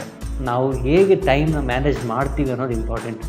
ಯಾಕಂದರೆ ಈ ಸಬ್ಜೆಕ್ಟಲ್ಲಿ 2ಕ್ಕೂ ಮಾರ್ಕ್ಸ್ ಇದೆ. ಈ ರೈಟಪ್ ಏನು ಬರಿತೀವಿ, ಟೋಟಲ್ 3 hour ಡ್ಯೂರೇಷನಲ್ಲಿ ನಾವು ಕಂಪ್ಯೂಟರ್ ಸ್ಕೆಚಿಂಗ್ ಬುಕ್ಕಲ್ಲಿ ಏನು ಸ್ಕೆಚ್ ಮಾಡ್ತೀವಿ ಅದಕ್ಕೆ 60% ಆಫ್ ದ ಮಾರ್ಕ್ಸ್ ಇದೆ. 60 ಮಾರ್ಕ್ಸ್ ಅದರಲ್ಲಿ ಸಿಗುತ್ತೆ. ಇನ್ನು ಉಳ್ಕಿದ್ದು 40% ಮಾರ್ಕ್ಸ್ ಬಂದ್ಬಿಟ್ಟು ನಾವು ಕಂಪ್ಯೂಟ್ರಲ್ಲಿ ಏನು ಮಾಡಿಬಿಟ್ಟು ಪ್ರಿಂಟೌಟ್ ತೆಗಿತೀವೋ ಅದರಲ್ಲಿ ನಮಗೆ 40% ಮಾರ್ಕ್ಸ್ ಇದೆ. ಸೊ ಹಾಗಾಗಿ ನಾವು ಟೈಮ್ನ ಯಾವ ಥರ ಮ್ಯಾನೇಜ್ ಮಾಡ್ತೀವಿ ಅನ್ನೋದು ಇಂಪಾರ್ಟೆಂಟು. ನಾನು ಏನು ಹೇಳ್ತೀನಪ್ಪ ಅಂದರೆ, ನಾವು ರಿಟರ್ನ್ ಏನು ಸ್ಕೆಚ್ ಬುಕ್ಕಲ್ಲಿ ಬರಿತೀವಲ್ಲ, ಬರಿಬೇಕಾದ್ರೆ ನಾವು 2 hours ಮ್ಯಾಕ್ಸಿಮಮ್ 2 hours ಮಾತ್ರ ತೊಗೊಳ್ಳಿ, ಅದಕ್ಕಿಂತ ಜಾಸ್ತಿ ತೊಗೊಬೇಡಿ. ಯಾಕಂದರೆ ನಾವು ಕಂಪ್ಯೂಟ್ರಲ್ಲಿ ಮಾಡಿದ್ರೆ ನಮಗೆ 40 ಮಾರ್ಕ್ಸ್ ಬರುತ್ತೆ. ಯಾಕಂದ್ರೆ ಪ್ರಾಬ್ಲಮ್ಸು ಸಾಲ್ವ್ ಮಾಡಿರ್ತೀವಿ ನೀಟಾಗಿ. ಬಟ್ ಕಂಪ್ಯೂಟ್ರಲ್ಲಿ ಮಾಡೋಕ್ಕೆ ನಮಗೆ ಟೈಮ್ ಸಿಕ್ಕಿಲ್ಲ ಅಂದರೆ ಸುಮ್ಮನೆ ನಾವು 40% ಮಾರ್ಕ್ಸನ್ನ ಕಳ್ಕೊಂಡ್ಬಿಡ್ತೀವಿ. ಸೊ ಹಂಗಾಗಿ ಏನು ಮಾಡಬೇಕು, ನಾವು 2 hourನ ಮ್ಯಾಕ್ಸಿಮಮ್ 2 hours ನಾವು ಇಲ್ಲಿ ರೈಟಪ್ಗೆ ನಾವು ಇಟ್ಕೊಬೇಕು. 2 hours ಆಗ್ತಿದ್ದಂಗೆ ಫಾಸ್ಟಾಗಿ ಮುಗಿಸ್ಕೊಂಡು ಮ್ಯಾಕ್ಸಿಮಮ್ ಇನ್ನೊಂದು 10 to 15 minutes 2 hours 15 minutes ಮಾತ್ರ ತೊಗೊಳ್ಳಿ, ಅದಕ್ಕಿಂತ ಜಾಸ್ತಿ ಹೋಗಲೇಬೇಡಿ. ಅದು ಅಷ್ಟರೊಳಗೆ ಆದರೆ ಮುಗಿಸ್ಬಿಟ್ಟು ನೀವು ಡೈರೆಕ್ಟಾಗಿ ನಾವು ಕಂಪ್ಯೂಟರ್ ಮಾಡೋಕ್ಕೆ ಸ್ಟಾರ್ಟ್ ಮಾಡಬೇಕು. ಯಾಕಂದರೆ ಕಂಪ್ಯೂಟ್ರಲ್ಲಿ ಏನಾಗುತ್ತೆ, ಈಗಿನ ನಡುವೆ ಕೆಲವುದೆಲ್ಲ ಲ್ಯಾಬ್ ಪ್ರಾಕ್ಟೀಸ್ ಇರೋಲ್ಲ, ನಾವು ಲ್ಯಾಬಲ್ಲಿ ಮಾಡೋಕ್ಕಾಗಿರಲ್ಲ. ಯಾಕಂದರೆ ಪ್ರೆಸೆಂಟ್ಲಿ ಐ ಆಮ್ ಸ್ಟ್ರೆಸ್ಸಿಂಗ್ ಒಂದು ಕರೋನಾ ಕೇಸಲ್ಲಿ. ಈಗ ಕಾಲೇಜಿಗೆ ಬಂದಿರಲ್ಲ, ಕೆಲವರು ಸಿಸ್ಟಮ್ಸ್ ಇರೋಲ್ಲ, ಪ್ರಾಕ್ಟೀಸ್ ಮಾಡಿರೋದಿಲ್ಲ, ಲ್ಯಾಪ್ಟಾಪ್ ಇರೋದಿಲ್ಲ. ಅವಾಗೇನಾಗುತ್ತೆ, ನಮಗೆ ಟೈಮು ಸಿಕ್ಕಾಪಟ್ಟೆ ತಿನ್ನುತ್ತೆ. ಯಾಕಂದರೆ ನಾವು ಎಷ್ಟು ಪ್ರಾಕ್ಟೀಸ್ ಮಾಡ್ತೀವೋ ಅಷ್ಟು ಫ್ಲೋನೆಸ್ ಬರುತ್ತೆ. ನಾನು ಹೇಳ್ತೀನಲ್ಲ, ಈ 100 ಮಾರ್ಕ್ಸ್ನ 1 ಅವರಲ್ಲಿ ಮುಗಿಸ್ಬಿಟ್ಟು 100 ಮಾರ್ಕ್ಸ್ ತಗೊಂಡಿರೋರು ಇದ್ದಾರೆ. ನೀವು 3 ಅವರ್ ಕೂತು ಇನ್ನು ಎಕ್ಸ್ಟ್ರಾ 5-10 ಮಿನಿಟ್ಸ್ ಕೊಟ್ಟರು ಕೂಡ ಫೇಲ್ ಆಗಿರೋರು ಇದ್ದಾರೆ. ಏನಕ್ಕಂದರೆ ಅದು ಬ್ಲ್ಯಾಕ್ ಆಫ್ ಪ್ರಾಕ್ಟೀಸು ಮತ್ತು ಅಂಡರ್ಸ್ಟ್ಯಾಂಡ್ ಮಾಡ್ಕೊಳಕ್ಕಾಗಿರಲ್ಲ. ಸೊ ಅದಕ್ಕೆ ನಾನು ಫಸ್ಟಿಗೆ ಹೇಳಿದ್ದು, this is engineering graphics subject ಒಂಥರ ವಂಡರ್ಫುಲ್ ಸಬ್ಜೆಕ್ಟು. ನೀವು ಈಸಿಯಾಗಿ 100 ತೊಗೊಬೋದು, ಅದೇ ಥರನೇ ಫೇಲು ಆಗ್ಬೋದು. ಸೊ ಹಾಗಾಗಿ ಇಲ್ಲೇನು ಮಾಡ್ತೀವಿ ನಾವು, ಟೈಮ್ ಮ್ಯಾನೇಜ್ಮೆಂಟಲ್ಲಿ 3 ಅವರಲ್ಲಿ 2 ಅವರು ಸ್ಕೆಚಿಂಗಿಗೆ ಇಡಬೇಕು, ಇನ್ನು 1 ಅವರ್ ಕಂಪ್ಯೂಟ್ರಲ್ಲಿ ಮಾಡೋ ಥರ ಇಟ್ಕೊಬೇಕು. ಅಲ್ಲಿ ಏನು ಮಾಡ್ತೀವಿ, 2 ಅವರ್ ಬರಿಬೇಕಾದ್ರೆ ಫಸ್ಟ್ ಏನು ಮಾಡ್ತೀವಿ, ಯಾವುದು ಟಾಪಿಕ್ ನಿಮಗೆ ಈಸಿ ಎಲ್ಲ ಕ್ವಶನ್ ಈಸಿ ಬಂದುಬಿಟ್ರೆ ನೀವು ಟಕ ಮಾಡ್ಕೊತ ಹೋಗ್ಬಿಡ್ಬೋದು.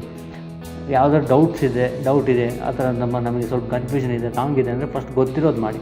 ಐಸೋಮೆಟ್ರಿಕ್ ಈಸಿ ಶೇಪ್ ಬಂದುಬಿಟ್ರೆ ಐಸೋಮೆಟ್ರಿಕ್ ಫಸ್ಟ್ ಮುಗಿಸ್ಕೊಳ್ಳಿ, ಆಮೇಲೆ ಪ್ಲೇನ್ ಮುಗಿಸ್ಕೊಳ್ಳಿ, ಆಮೇಲೆ ಸಾಲಿಡ್ಸ್ ಮಾಡಿ. ಯಾಕಂದರೆ ಸಾಲಿಡ್ಸಲ್ಲಿ ನಿಮ್ಗೆ ಕನ್ಫ್ಯೂಷನ್ ಇತ್ತು, ನನಗೆ ಸೆಕೆಂಡ್ ಸ್ಟೆಪ್ಪು ಎಲ್ಲೋ ಸ್ವಲ್ಪ ಡೌಟ್ ಇದೆ, ಥರ್ಡ್ ಸ್ಟೆಪ್ಪಲ್ಲಿ ಎಲ್ಲೋ ಡೌಟ್ ಇದೆ, ಅವು ಫಸ್ಟ್ ಸ್ಟೆಪ್ ನೀಟಾಗಿ ಮಾಡಿ, ಸೆಕೆಂಡ್ ಸ್ಟೆಪ್ ಹಂಗೂ ಹಿಂಗೂ ಮಾಡಿಬಿಟ್ಟು ಏನೋ ಒಂದು ಮಾಡಿ ಸೈನ್ ತೊಗೊಂಡು ನೀವು ಕಂಪ್ಯೂಟರಲ್ಲಿ ಮಾಡಿ. ಸೊ ಅಲ್ಲಿ ನಿಮ್ಗೆ ಏನಾಗುತ್ತೆ, ಅಟ್ಲೀಸ್ಟ್ ಫಸ್ಟ್ ಸ್ಟೆಪ್ ಸೆಕೆಂಡ್ ಸ್ಟೆಪ್ಪಲ್ಲಿ ಮಾರ್ಕ್ಸ್ ಸಿಕ್ಕೋಗ್ಬಿಡುತ್ತೆ. ಪ್ಲೇನ್ಸಲ್ಲೂ ಅಷ್ಟೇ, ಪ್ಲೇನ್ಸಲ್ಲಿ ಏನಾಗುತ್ತೆ, ಸಾಲಿಡ್ಸಲ್ಲಿ ಕನ್ಫ್ಯೂಷನ್ ಬರೋಕ್ಕೆ ಚಾನ್ಸ್ ಇಲ್ಲ, ಆಲ್ಮೋಸ್ಟ್ ಸೇಮ್ ಇರುತ್ತೆ. ಯಾವಾಗ ಕನ್ಫ್ಯೂಷನ್ ಆಗುತ್ತೆ ಅದೇ ಟೆಟ್ರಾಹೆಡ್ರನ್ ಮತ್ತು ಹೆಕ್ಸಾಹೆಡ್ರನ್ ಪ್ರಾಬ್ಲಮ್ ಅಂದರೆ ಸ್ವಲ್ಪ ನಿಮಗೆ ಕನ್ಫ್ಯೂಸ್ ಆಗ್ಬೋದು ಅಷ್ಟೇ. ಅದು ಬಿಟ್ಟು ಇನ್ನೆಲ್ಲ ಪ್ರಾಬ್ಲಮ್ಮು ಒಂದೇ ಫೇಸಲ್ಲಿರುತ್ತೆ. ಹಂಗಾಗಿ ಈಸಿಯಾಗಿ ಮಾಡ್ಕೊಂಬಿಡ್ಬೋದು, ಓನ್ಲಿ ಶೇಪ್ ಚೇಂಜ್ ಆಗುತ್ತೆ ಅಷ್ಟೇ, ಸೀಕ್ವೆನ್ಸ್ ಎಲ್ಲ ಸೇಮೇ. ಇನ್ನು ಪ್ಲೇನ್ಸಲ್ಲಿ ಬಂದಾಗ ಅಲ್ಲೊಂಚೂರು ಇನ್ನೇನಾಗುತ್ತೆ, ಒಂದು ಫ್ರಂಟ್ ವ್ಯೂ ಅಂತ ಕೊಡ್ತಾನೆ, front view it is look like a square, or ಇನ್ನು top view it is look like a square ಅಂತ ಸ್ವಲ್ಪ ಒಂದು ಮಧ್ಯದಲ್ಲಿ ಒಂದು 5-6 ಪ್ರಾಬ್ಲಮ್ಸ್ ಇದೆ, ಆ ಥರ ಕನ್ಫ್ಯೂಷನ್ ಕೊಡುತ್ತೆ. ಅಂಥ ಪ್ರಾಬ್ಲಮ್ ಬಂದಾಗ ನಿಮಗೊಂಚೂರು ಎಡವಟ್ ಆಗ್ಬೋದು. ಆ ಟೈಮಲ್ಲಿ ಏನು ಮಾಡಿ, ಅದನ್ನು ಫಸ್ಟ್ ಸ್ಟೆಪ್ನ ನೀಟಾಗಿ ಅನಲೈಸ್ ಮಾಡ್ಕೊಂಡು ಮಾಡಿ. ನಾನು ಟಿಪ್ಸ್ ಲಿಂಕ್ ಕೊಟ್ಟಿದ್ದೀನಿ, ಅದನ್ನು ನೋಡಿದ್ರೆ ನಿಮಗೆ ಅರ್ಥ ಆಗುತ್ತೆ ಯಾವ ಥರ ಮಾಡಬೇಕಂತ. ಆ ಥರ ನೋಡಿಕೊಂಡು ನೀವು ಆ ಪ್ರಾಬ್ಲಮ್ನ ಸಾಲ್ವ್ ಮಾಡ್ಕೊಂಡು ನಿಮ್ಗೆ ಈಸಿಯಾಗಿ ಅಲ್ಲಿ ಏನಿಲ್ಲ ಅಂದರೆ ಒಂದು 10 ಮಾರ್ಕ್ಸ್ ಈಸಿಯಾಗಿ ಬರುತ್ತೆ. ಸೊ ಈ ಥರ ನಾವು ಮ್ಯಾನೇಜ್ ಮಾಡಿಕೊಂಡು ಮಾಡಿದ್ರೆ ಆರಾಮ್ಸೆ ಸ್ಕೋರ್ ಮಾಡ್ಕೊಬೋದು, ಜೊತೆಗೆ ಈಸಿಯಾಗಿ ಪಾಸ್ ಆಗ್ಬೋದು. ಯಾವ ಟೆನ್ಷನ್ನೂ ಇಲ್ಲ, ಈ ಇಂಜಿನಿಯರಿಂಗ್ ಗ್ರಾಫಿಕ್ಸಲ್ಲಿ ಆರಾಮಾಗಿ ಪಾಸ್ ಆಗಿಬಿಡ್ತೀರ. ಇದುವರೆಗೂ ಎಲ್ಲ ಟ್ರಿಪ್ಸ್ನ ಹೇಳ್ಕೊಟ್ಟಿದ್ದೀನಿ, ಯಾವ ಥರ ಮಾರ್ಕ್ಸ್ ಸ್ಪ್ಲಿಟಪ್ ಆಗುತ್ತೆ, ಎಲ್ಲ ಯಾವ ಥರ ಮಾರ್ಕ್ಸನ್ನು ವ್ಯಾಲ್ಯೂಷನ್ ಮಾಡ್ತಾರೆ. Okay, this end up with the slide. ನಾನು ಆಲ್ಮೋಸ್ಟ್ ಎಲ್ಲ ಟಿಪ್ಸ್ನೂ ಎಲ್ಲ ಇದನ್ನು ಹೇಳ್ಕೊಟ್ಟಿದ್ದೀನಿ. ನಿಮಗೆಲ್ಲರಿಗೂ ಆಲ್ ದ ಬೆಸ್ಟ್ ಹೇಳ್ತಾ, ನಾನು ಈ ವಿಡಿಯೋ ಮುಗಿಸೋಕ್ಕಿಂತ ಮುಂಚೆ ನಿಮ್ಗೆ ಹೇಳೋದು ಏನಪ್ಪ ಅಂದರೆ, ನಿಮ್ಗೆ ಇದರಿಂದ ಏನಾದ್ರು ಯೂಸ್ಫುಲ್ ಇನ್ಫಾರ್ಮೇಷನ್ ಸಿಕ್ಕಿದರೆ, ನಿಮಗಿದು ದ ಕಂಟೆಂಟ್ ಏನು ಹೇಳಿದ್ದೀನಿ ನಿಮ್ಗೆ ಏನಾದ್ರು ಹೆಲ್ಪ್ಫುಲ್ ಅಂತ ಅನಿಸಿದರೆ, ಈ ವಿಡಿಯೋನ ತಪ್ಪದೆ ಲೈಕ್ ಮಾಡಿ, ಇಲ್ಲ ಫ್ರೆಂಡ್ಸಿಗೆ ಶೇರ್ ಮಾಡಿ, ಅದು ಸಪೋರ್ಟ್ ಮಾಡಿ.